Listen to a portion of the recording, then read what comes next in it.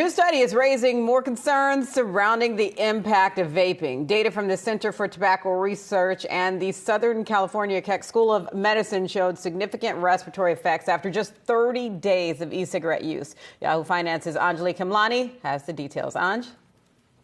That's right. A new study showing that especially younger adults, teenagers in high school and onwards, do have some impact after using vapes or e-cigarettes for just 30 days. They saw an increase in symptoms like coughing as well as wheezing. That was more of a concern there. Users of vape in the last 30 days saw 81% higher risk of wheezing. And they also looked at co-users, so those who are using traditional cigarettes and cannabis.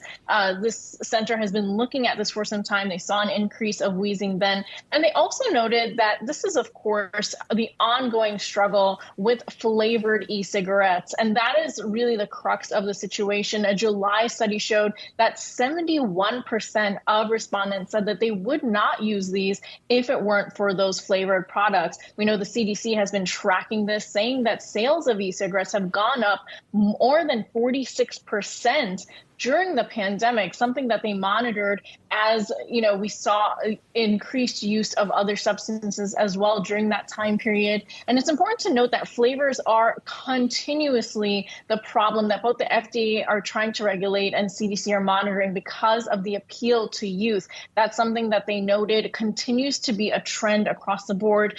We've seen the number of popular brands like Juul, Elf Bar, Escobar, Enjoy, Bree Smoke, and Views among those that are being used by these teenagers. So this study just goes to show sort of that impact, that broader impact that we're seeing. And in the broader context of public health, the reason why we keep getting these data points and ongoing focus on this is because of what we've seen during the pandemic, COVID-19, increased risk of complications as a result of poor lung health, increased costs of care. Your insurer constantly will ask you if you go to a new job, if you smoke or don't, and that really affects your premium.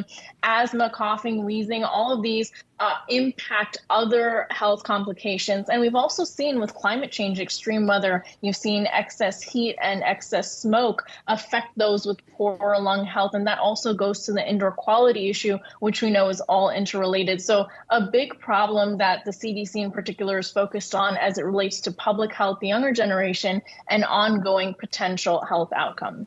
And Anjalee, while we have you, Juul is also looking to make a comeback in the U.S. What can you tell us there?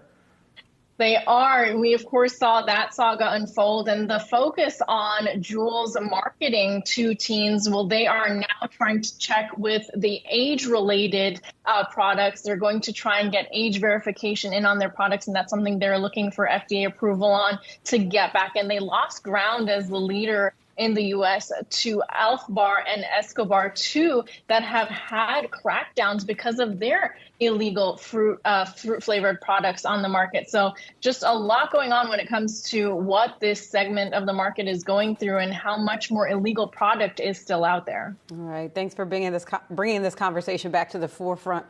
Anjalee Khemlani, thank you.